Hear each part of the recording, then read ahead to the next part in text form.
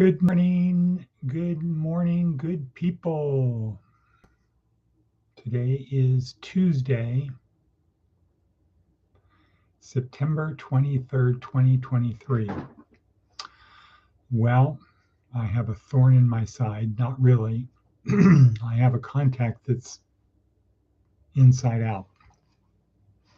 So we'll see how I do because it's just a gnawing, annoying every time you blink. I feel it.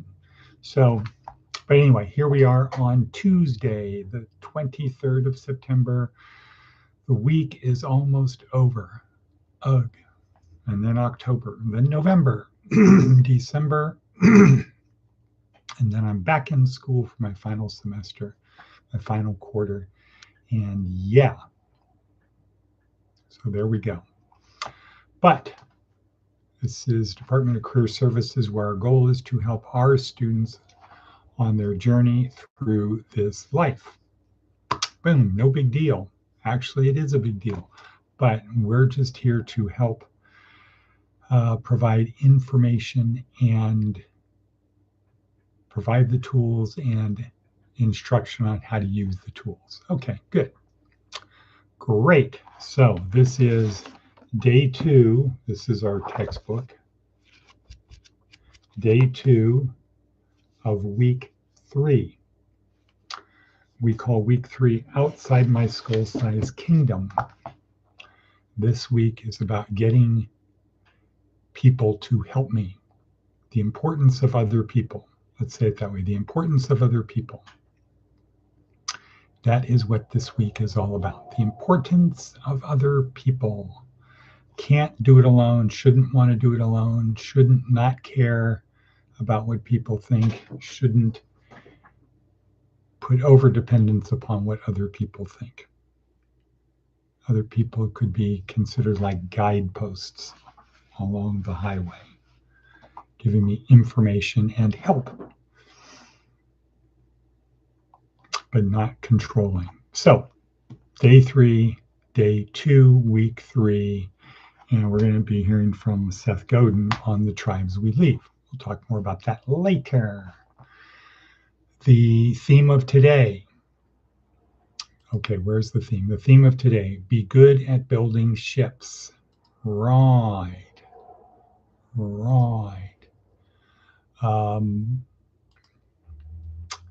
And let's look at advice from an 80-year-old. Be a good winner. Yesterday, the advice was be a good loser. Today, the advice is be a good winner. What? Can't they make up their mind? Well, yes, in a word, yes, you need to be both. Why? So other people will play with you. Okay, so good. Matica's fun. Attica's here for day number 2. 2 in a row. It's got a good streak going. Be a good winner. Why be a good winner? So people will play with you. If you win and it's like in your face, you suck, is that person going to want to play with you again? Perhaps, but only to put you down, not to build up, not to see like iron sharpens iron, not to make you better, but to put you down, to take you out because you are going down. So be a good winner. So people will want to play with you. Right. Okay, be a good loser. Why? So people will want to play with you. Man, thanks. You beat me, but golly gee, I learned a lot. I hope I gave you a good go for your money. And I look forward to a rematch because I think I can beat you next time. Or I'll learn a lot more, whatever. All right, so back to our worksheet. Seth Godin, let's look at that one. To be heard. To be heard. Big company customer service has evolved to be pointless, a useless shadow of its former self. Big companies can't take responsibility, only humans can. And when we depersonalize our interactions and work to minimize the time spent and use a refund or policy to make it right, we forget what service is usually for.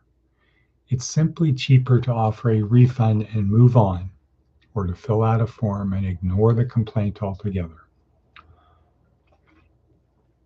The customer who cares enough to complain about a doctor, a product, a service, or even an expectation is rarely seeking a refund.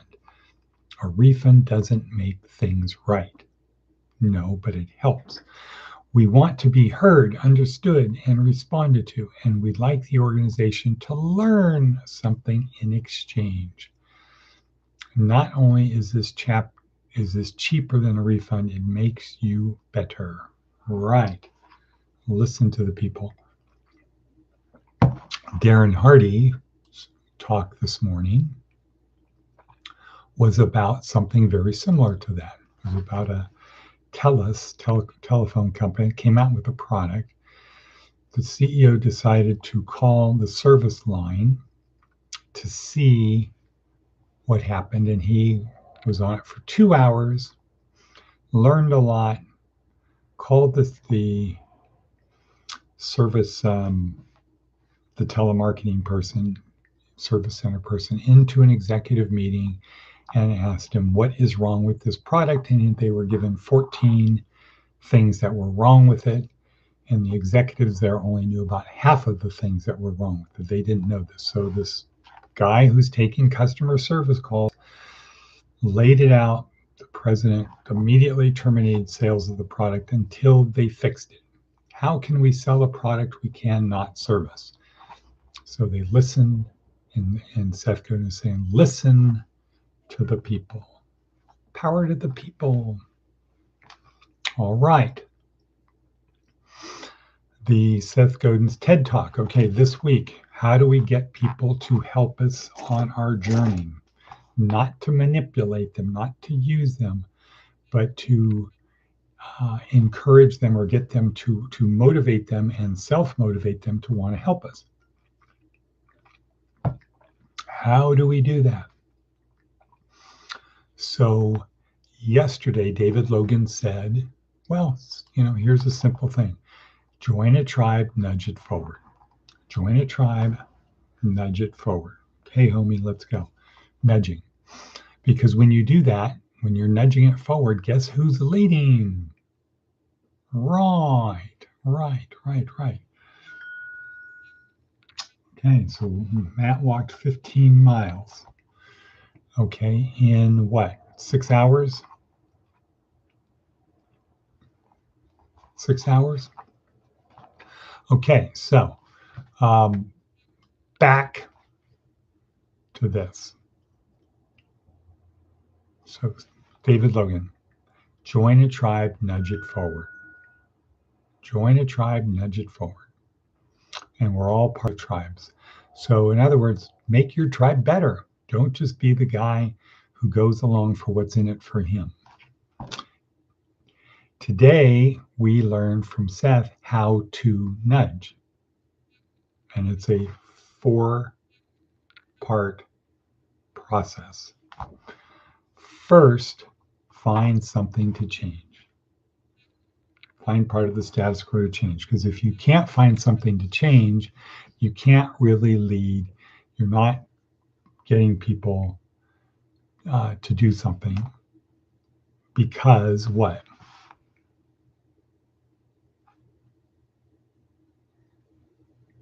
They're doing the same thing. Find something to change. How? Ask people, look around, look at what the competition's doing, find something to change. It's not really hard. 2, tell a compelling story. 3, connect the true believers and ignore the non-true believers. Okay, so we're going to see more about that on Saturday and Sunday with Jerry McGuire, telling stories and trying to connect with the true believers. The most important thing about step 3, connect the true believers, is to ignore the non-true believers. Do as Jesus told his disciples.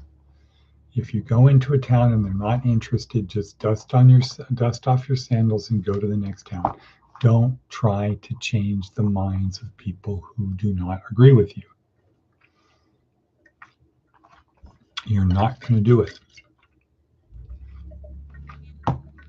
Find the people who are interested. Another talk says find the smallest viable audience, not the mass appeal, the smallest viable audience. Those will be your best people. And then 4, lead them. So that's the TED Talk for today from Seth Godin.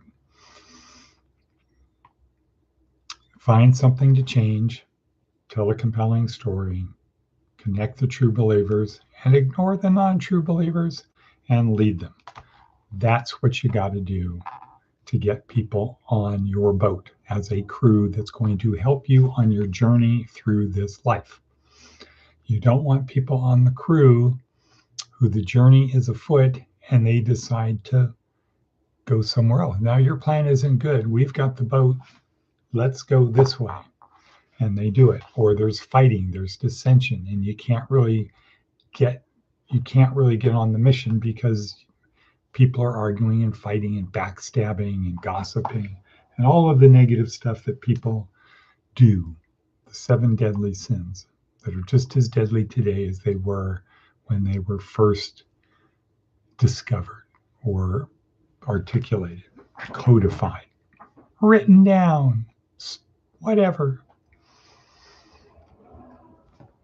Okay, so why do we care? Let's now take this up, get out of the granular part and say, what difference does it make? Why does it matter? Well, Yuval Harari taught us in week 1, if we can cooperate with other people, we get more done. And we cooperate because we believe the same story. We believe it's the right thing to do. We believe it's better for both of us, etc., if we cooperate. So if we cooperate with other people, we will get more done. Our lives will be better or easier. The future will be brighter, etc. So we have to learn how to cooperate with other people. And as social animals, there's always a hierarchy. But when it comes to my salvation, my soul, I am responsible for it alone. I can't just join a thing and not have to worry about it, right? I have to work on it myself. So I have to be good at dealing with other people. I have to be good at what Yuval Harari talked about last week, which is telling a story that other people can believe so we can cooperate flexibly in large numbers. Now, if we take it from Yuval Harari over to the Great Commission from Jesus, what did he say? Make disciples of all nations. So he's saying, go out. Jesus said, go out and spread the word. Tell people about the good news. The kingdom of heaven is in our midst. Not, oh, it's in heaven. It's somewhere else. The kingdom of heaven is in our midst. Repent. All right, so where are we at? We're at 14 minutes in. Let me look at the worksheet for today.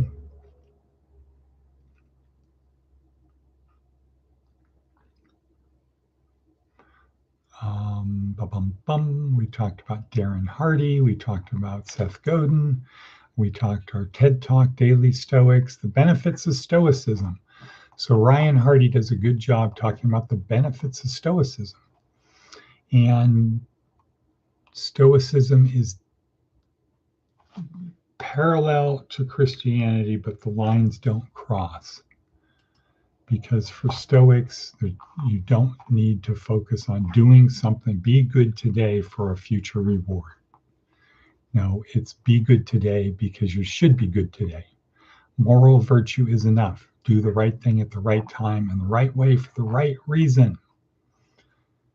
That's what you need to do, not because of something in the future. And so it doesn't really matter if there are gods. If you do the right thing and there are gods, they're either going to reward you or leave you alone. They're not going to punish you. Right. So Stoicism and Christianity go this way.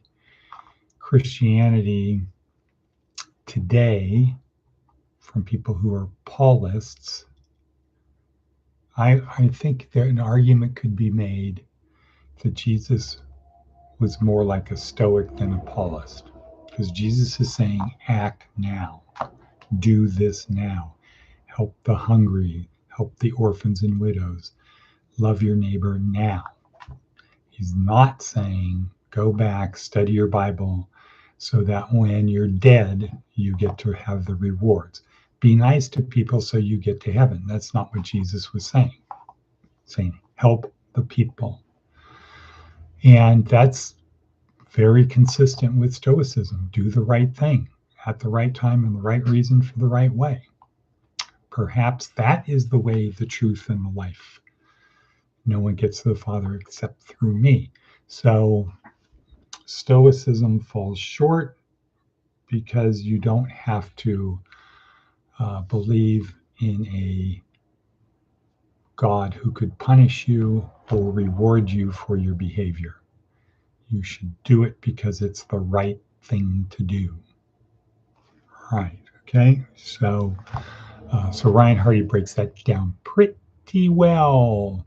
Jordan Peterson talks about fathers should act like fathers and mothers should not interfere with the father with her kids. Women are, we know from Coach Red Pill back in the day, Coach Red Pill. Boy, those were the days. We could watch Coach Red Pill talk about things really good. Too bad he's dead in Ukraine prison. But talking about women are programmed to nurture. They're nurturing. That's why this thing survives. Dads are programmed to get the kid to get to do the things he needs to do. So he did a good one on riding a bike. So a mother wants to teach her kid to ride a bike. The kid doesn't want to do it. And she's going to have empathy and sympathy and compassion. And then when he falls down and gets a little boo-boo, she's going to kiss the boo-boo and pat him on the back and tell him it's okay. Where dad is going to be very forceful with the kid of, okay, kid, get on the bike. Get back on the bike, kid. To the point where the kid isn't going to want to do it, and the dad is forcing him to do it, and the mother is at odds with the dad, and the dad is, let me handle this. Because the dad knows that the second the kid can ride the bike and he can be with the other kids riding around the neighborhood, the little bit of pain and frustration and angst while he was learning to ride the bike, which inevitably requires you to fall off and learn to not get hurt when you fall. When a kid does that, all of the pain is gone when he can ride the bike because he's now gone elevated to another level. So it takes both the mother who's nurturing and the dad who is pragmatic. Okay, kid, get on the bike. Do it. All right. Anyway, we're going to call it a day for that.